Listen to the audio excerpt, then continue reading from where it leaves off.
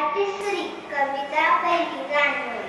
Or डोंगरावर घालली त्याच्या नंदीला कोंबड्या, अख्ख्या रानात पांगली.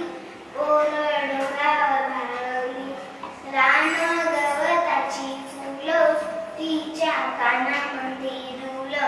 अन ताईचा मोहर गळ्यामध्ये गळसर. आहो टणटणी फुलली तिच्या नाकामध्ये फुली. अन गोरांडीची फुलं तिनं केसात माळली.